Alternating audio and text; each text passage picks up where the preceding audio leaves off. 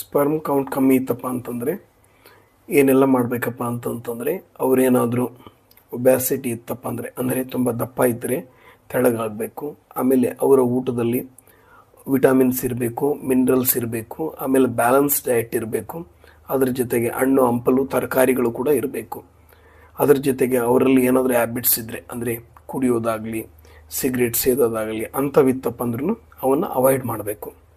ಅದ್ರ ಜೊತೆಗೆ best 3 food ಅಂತ ಹೇಳ್ಬೋದಪ್ಪ ಅಂದ್ರೆ ಸ್ಪರ್ಮ್ ಕೌಂಟಿಗೆ ನ್ಯಾಚುರಲ್ ಆಗಿ ಇನ್ಕ್ರೀಸ್ ಆಗಲಿಕ್ಕೆ ಮತ್ತು ಜಾಸ್ತಿ ಆಗಲಿಕ್ಕೆ ಯಾವುದಪ್ಪ ಅಂತಂದರೆ ಒಂದನೇದು ಅಂದರೆ ವಾಲ್ನಟ್ಟು ತುಂಬ ಒಳ್ಳೆಯದು.